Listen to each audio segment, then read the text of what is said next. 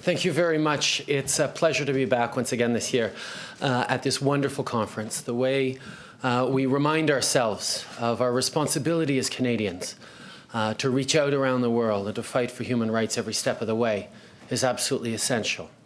We have much to be thankful for here in Canada, and I'm very pleased to say that this year, despite the fact that there might not be nearly as much hoopla over the War of 1812's 200th anniversary, it is the 30th anniversary of the Charter of Rights and Freedoms.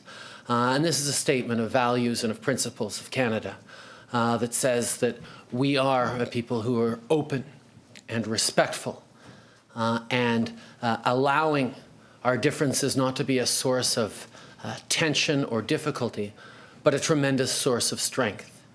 And our capacity to do that here in this country, and our capacity to do that better than just about any other country around the world, is something that we cannot simply sit back on.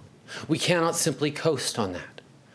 We need to work every single day to be worthy of that, and we need to work every single day to make sure that the solutions we have right here are exported around the world. Parce qu'il n'y a pas un pays dans le monde qui ne vit pas des tensions à cause de ces différences, que ce soit des différences ethniques ou linguistiques ou religieuses ou culturelles. Toujours, on choisit des différences pour en faire des enjeux politiques et pour chercher des gains pour la majorité, souvent aux dépens de la minorité.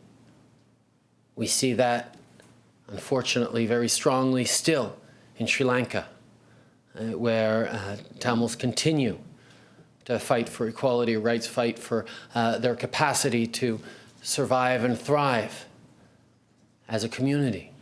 We see that elsewhere around the world as well. And our role as Canadians needs to be to turn towards the world and say, how can we help? And to use our strength and our model to pressure people into changing their behaviors, to understanding that ultimately we are all in this together. And there's a lot made these days around the Prime Directive out of Star Trek, if you're a fan, which means you don't interfere in the sovereign rights of countries. You know what? We took some wonderful steps to say, you know what? There are things we get to interfere in the sovereign rights of countries. Torture, genocide. We signed at the United Nations under the leadership of none other than the great thinker and intellectual and erstwhile political figure Michael Ignatieff, the responsibility to protect, which says that we as human beings have a responsibility to look out for one another. And that does fold into how we exchange and how we share our roles in the world. Now, the conversations about whether Sri Lanka is going to be continued to be welcome in the Commonwealth. I mean, that goes along with the questions that we're having about the Commonwealth and the idea of protecting minority rights and specifically gender identity rights around the world.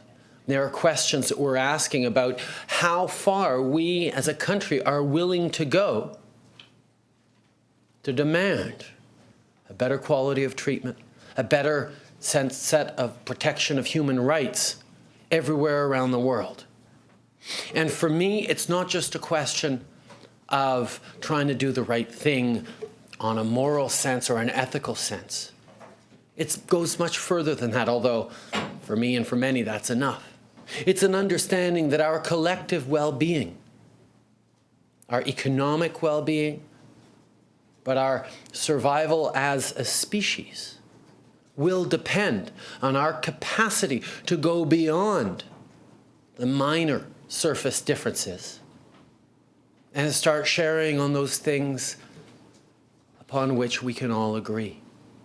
There is not a single human being on this planet who doesn't want the same basic things. To live in peace and security, to feel like their children are going to have opportunities for the future, to feel themselves that they are valued and relevant to the world around them and to the community they are part of, to know that they can breathe fresh air and drink clean water. These are things that bind us all together. And far too often, we've allowed ourselves to be divided and to be convinced that the only way for us to get those things is to make sure somebody else doesn't. Well, the politics of fear, the politics of division, the politics of playing up one identity against another, these cannot anymore hold sway.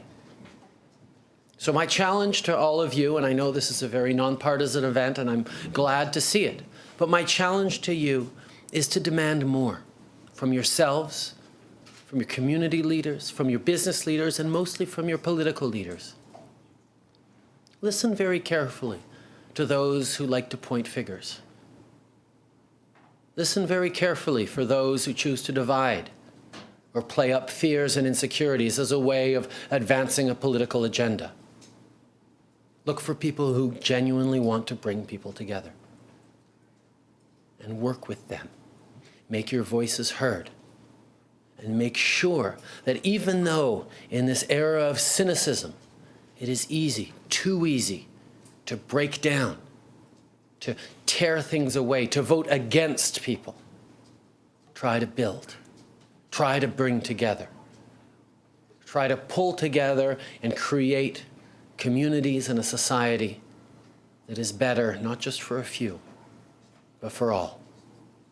And this year, as we celebrate the War of 1812 and the 30th anniversary of our Canadian Charter of Rights and Freedoms, let us remain mindful of all the work we still have to do in this world to make sure peace and prosperity is available to all. Merci beaucoup.